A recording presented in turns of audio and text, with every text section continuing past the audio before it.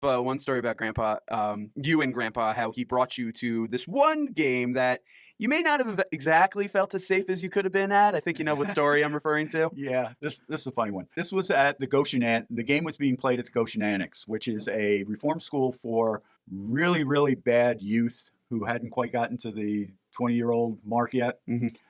You got to do some bad stuff to get into there.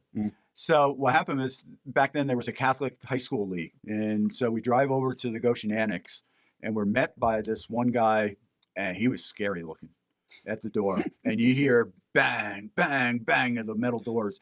And my dad even was like, my dad wasn't a hand holder, and he hold my hand, make sure you don't get lost. And we got to the dressing room, and the officials dressed. I went out to the court and I go, it's kind of weird. All the Epiphany people are over by the wall, kind of huddled over there. I go, no problem. I'm going to sit at half court. Nobody there. I got lots of room. Perfect. Problem was, right before the game, all the inmates started coming in. All these guys in white T-shirts and khaki pants. And they all sat around me. And one guy goes, what are you doing here? And I'm like, my father's a referee. And fortunately, nothing happened. We got out as soon as the game was over. I dashed for the locker room to get to my dad.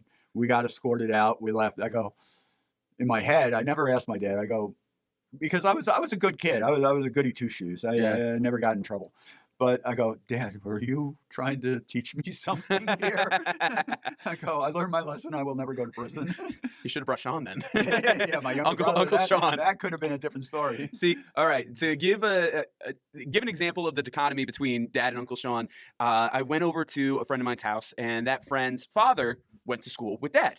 So when I'm over there, and I'm saying to him, it's like, hey, do you got any stories about my dad? Anything from high school? Anything you could tell me? And he's like, honestly, your dad was a stand-up guy. He was really good. He was a great teammate, just good friend, quiet, but, always seemed to be doing the right thing. Always was happy to be playing with them, working with them. Nobody else I'd be out on the court or out on the fields with. And I'm like, come on, are you serious?